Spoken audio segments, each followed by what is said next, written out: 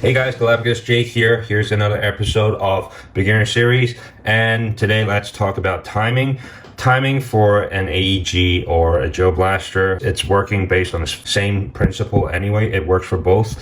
And the timing of the gearbox is very, very important because it really affects how much power is effectively transferred onto the gel ball, or how the gel balls are fed into the T-piece, or at all. It's very, very important that when we are trying to set up super high speed stuff, that we pay attention to how the timing works of the gearbox. So when you want to just go for like the craziest setup, like, like I did for the last video, get an option number 1 brushless motor, fit it with like a 12:1 gear ratio, for example.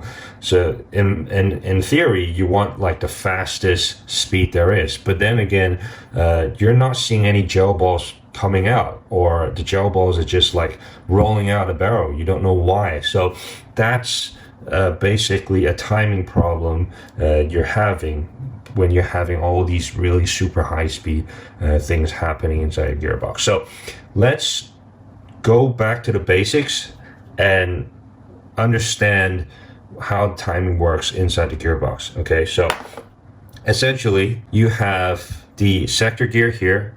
As it spins, it's spinning around with this pin that pulls on the tappet plate, and what it does is it's making the tappet plate traveling in this direction.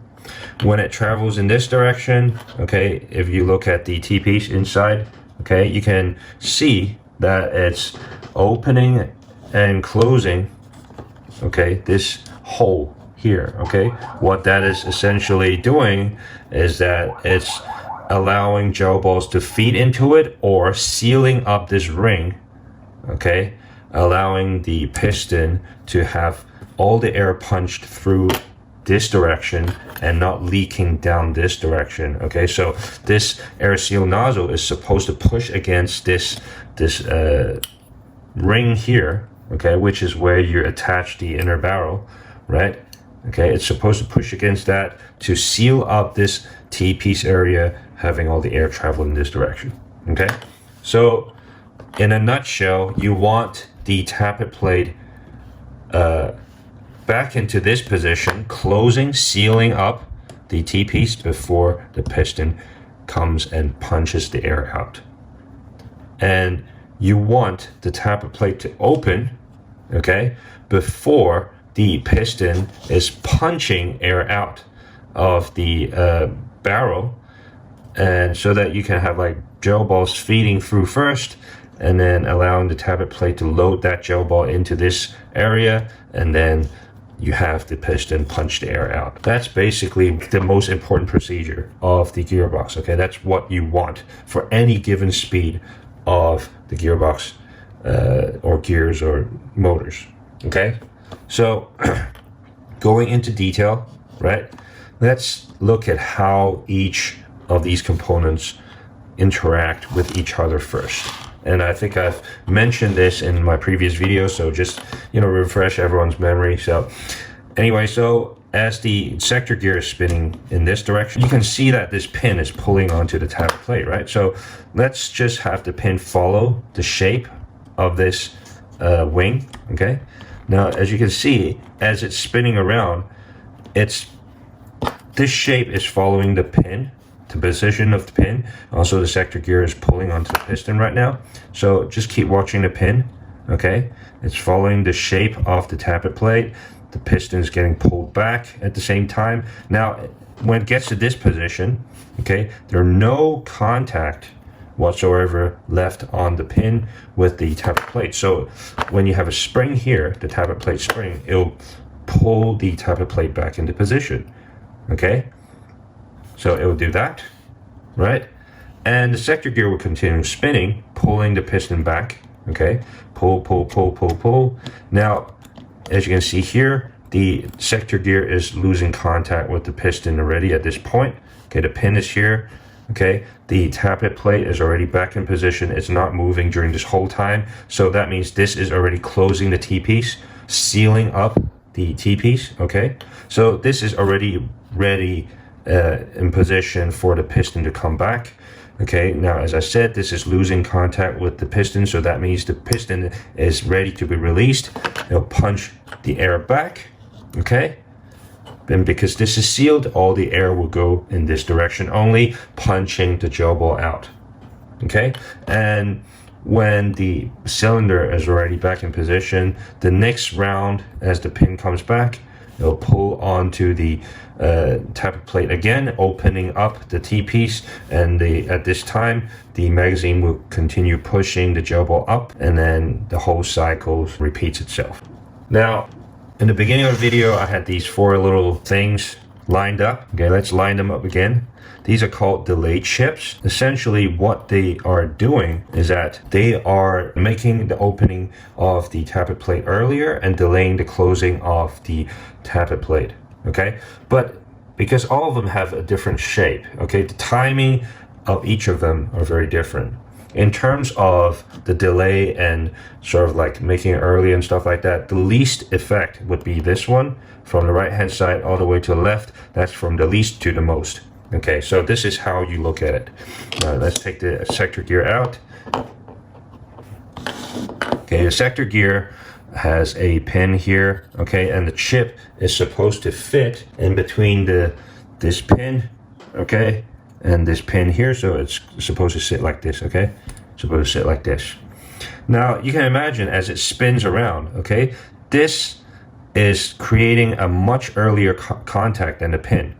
So if the sector gear is spinning this way, okay, normally the pin would be the position where it pulls onto the tappet plate. But now that we've increased the area on the length on the left hand side of the pin, it's opening a lot earlier. Now as the shape follows the shape of the tappet plate, okay, this chip is following the shape of the tappet plate, the wing here, okay, you can imagine this area is sort of making the tappet plate remaining open for longer, okay, and then this is where it allows the tappet plate to close. So using this chip as an example, right, let's see how that works in this, right? So let's have everything back into position. So tappet, the sector gear is spinning, okay. Now you can see now that it's in contact with the tappet plate a lot earlier. Okay, the pin is here, but then we've increased the area on the left hand side of the pin, so it's in contact with the tappet plate a lot earlier. So let's open this. Okay, open. So you can see it's sort of keeping the tappet plate, okay, pulled back for a lot longer. Okay, the pin is here. Okay, it's in essence, it's not like touching the pin area yet. It's still on the chip. Okay, so pull, continue pulling. So this whole time, the tappet plate remains open. Okay, now you're starting to see the tappet plate closing a little bit because the shape is starting to end here. But then this whole time is delayed for quite a while already. So let's have it follow the shape. Now the pin normally, okay, at this point in time would have released the tappet plate, but because we have a chip here, it's remaining open. Okay, so let's spin. Okay, here is when the tappet plate returns into position. Now note the position of the piston. Okay, note the position of the pin, right? The piston at this point is 60 to 70% pulled back already, whereas if you had the pin, okay, not the chip, the piston would have been at 50% point, okay, and the tappet plate would have closed. But now it's at 60 to 70%, and then it's just closed. So we keep pulling back 100%. Now it's losing contact, so that means the piston is supposed to go back. Okay, but note that this area is very, very small at this point when the piston is ready to be released. Okay, so this is a very early opening of the tappet plate, to be honest. So it punches back, and then you have just this little bit of leeway before the tappet plate opens again. Okay, so this if you imagine a much faster setup, just that little bit of revolution of the gear, okay, could cause problem with the timing. Because at this point, okay, we were like at this point where the piston was ready to be released. There was this very small area, okay, to allow for the tappet plate to remain closed, okay. So if you have a very fast setup, this timing would have been screwed. So how do you adjust the timing of these operations? So let's explain the chips first. Okay, so going from the right hand side to left hand side, okay, and looking at the pin again, okay. So this circular shape, this was by BR, okay. It's adding a bit of area to the right hand side of this pin, but it's not adding much to this side. In fact, you can say it's nothing. So basically it's not making the opening of this any earlier, but it is delaying the closing of the tappet plate slightly later, but not that much, because it's sort of like a circular shape. It's not, you know, sort of like dragging on for too long. So this is the least effect in a way. Then you move on to this one. It has nothing on the left hand side, but a lot on the right hand side. So it's sort of like half of the SHS delay chip, half of it.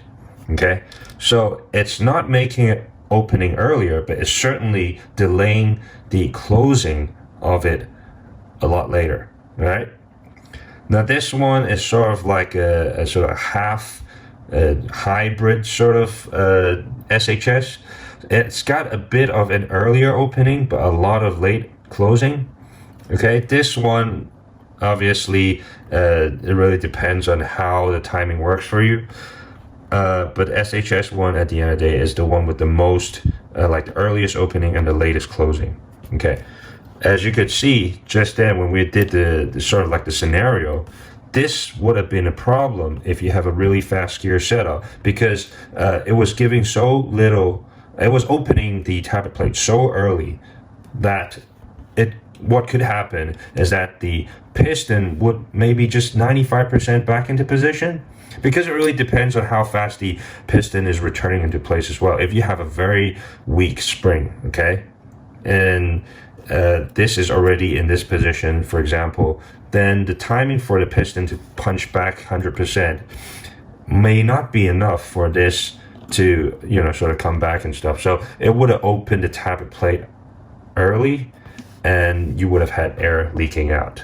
Okay, so that's why it's very important when you have a very high speed setup that you also have a powerful spring for you to push the piston back into place to avoid two problems. One is a late piston return, and you have a early sort of tappet plate opening. And the second is, and this has nothing to do with the timing, but more to do with the gears meeting, which we call the pre-engagement. Okay, if you don't have the piston return back into place fast enough, you could have the gear coming into position to sort of meet the first teeth of the piston too early. So it could be like this. So you're like, you know, I don't know, 70% into the piston, and your gear is already back into place to sort of pull on the piston again.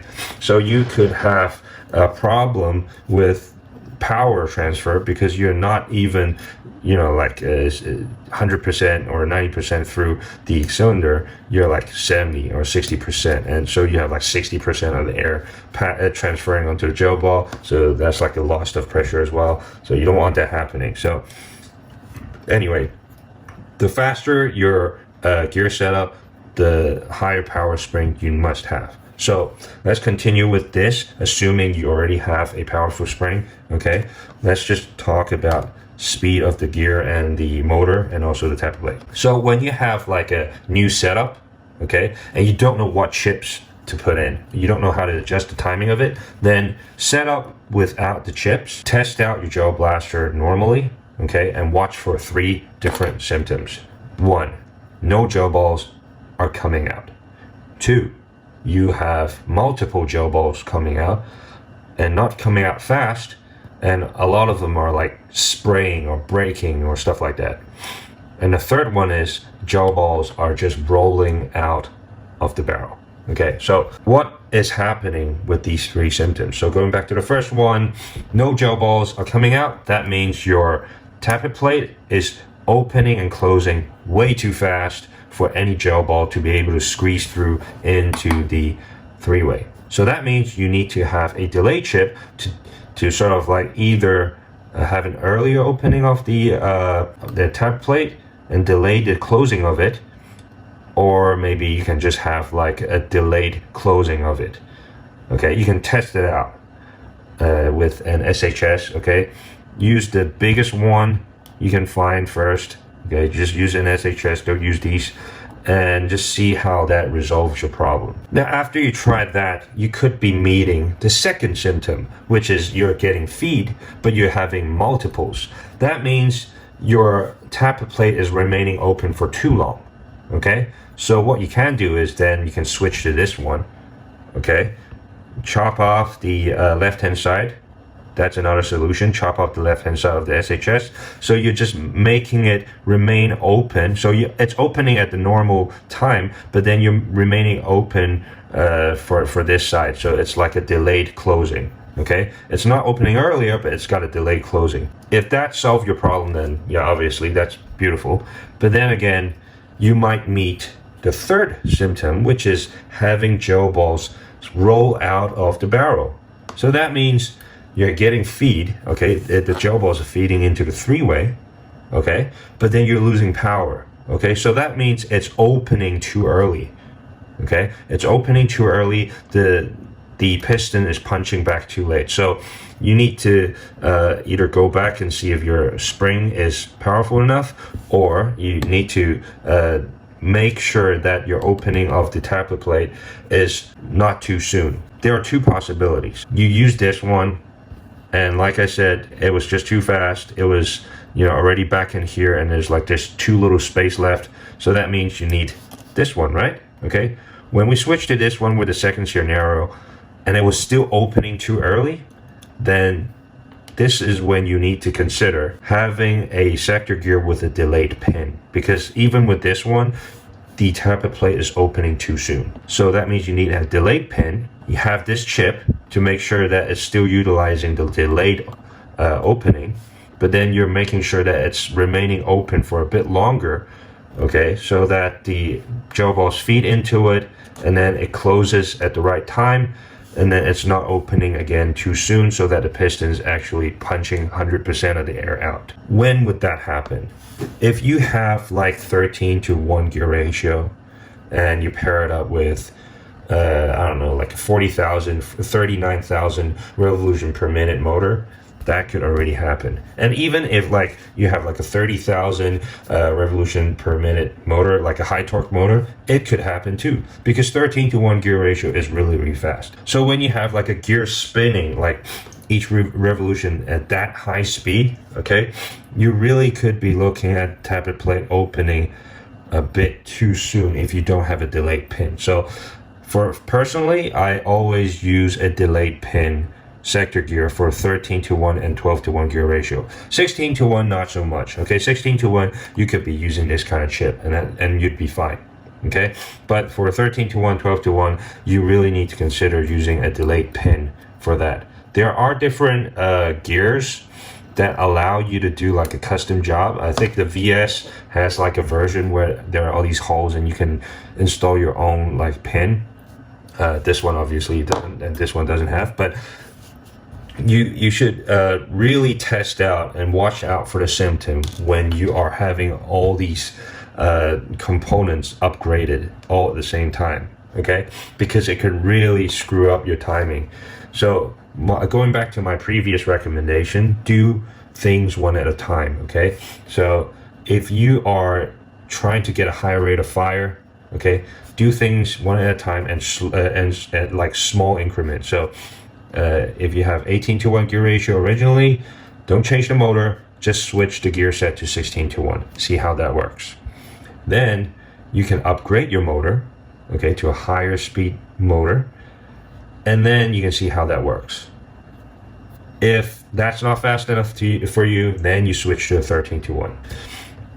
when you before you switch to 13-1, it should be okay that you don't need a delayed pin, okay, where you can just rely on this kind of chip to help you with the timing. But when you switch to 13-1 with the high-speed motor, that's when you really need to consider delay the pin, because you don't want the tappet plate opening too early, okay? Now, one more thing to consider other than the chips, right, is the tappet plate spring, okay? Going back to the first principle, you always want the tappet plate spring, tappet plate to seal the, to push the air seal nozzle back into position, sealing this T-piece before the piston punches through, okay?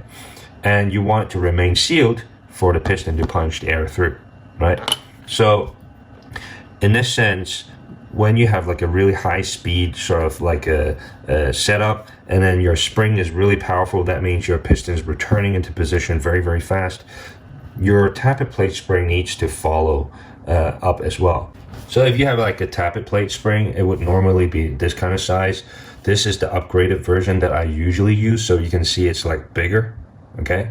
But one step further that I would take for the bigger spring is that I would cut like 2-3 loops on this side. So just remove this this whole piece, and then plus 2 or 3 more loops, and then I'll drag a loop out, and then hook onto it and stuff. So it actually essentially increases the tension of this spring and of the tappet plate, so that it ensures that as soon as the pin releases the tappet plate, it is returning into position as soon as possible. Okay, so when you have a very high speed setup, these are the things that you need to consider. Okay, so increase the tension of the tappet plate spring, potentially switching the gear to like a delayed pin so that you don't have an early opening of the tappet plate, and also installing chips where you can actually allow the tappet plate to remain open long enough for the gel balls to feed through. Okay, so what if you cannot get these metallic ones? Get a couple of these SHS ones, okay? These are, I think, much easier to get. And then you can just, cut the left-hand side or cut the right-hand side. Just shape it to how you think the timing should be. But really, it's quite easy. It's more an option between these two shapes, honestly. From what I have experienced so far, it's either the one on the right hand side or the one on the left hand side. Okay, so if you are opening a bit too early, then just cut the left hand side off, make it into this kind of shape. That's it. Okay, you don't bother with any other shaving or filing down. It'll be a pain for you. So it's either having more area on the right, just on the right, or you have both. Okay, so that's the easiest way to do it. This kind of stuff, if you are able to get it, it's quite exotic, but if you're able to get it, try it. But these are really getting into the really finer details of very, very fast sort of like gear sets and stuff like that. I mean, it's not necessary to go for this kind of shape. SHS usually can do the job for you to mod, and yeah, that's pretty much what I would say to stick to, because if you have too many options, it could really give you a headache in how you mod your stuff as well. So try these for the beginner, and when you get more experience, then you can try these kind of timing. Now for this one, you might notice that it's quite different than the rest. Okay, it's got this extra step up. Okay, so what happens is, if your tappet plate is like a crappy nylon tappet plate, sometimes it could actually, because it's going so fast, it can actually slip up, okay? When, the sector gear is spinning so fast, it could slip up, okay, and miss the tappet plate.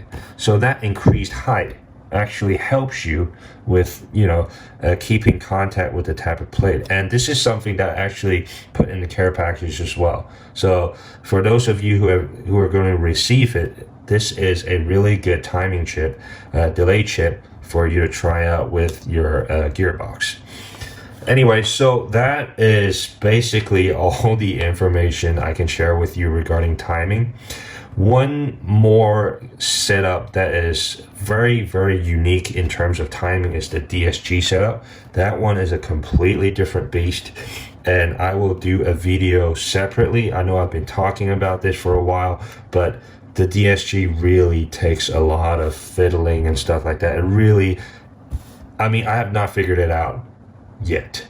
Not to perfection anyway. This other community member helped me out, and he showed me a lot of his own setups and stuff and gave me a lot of inspiration. I think his name is Ray. G-Pers1 is his handle.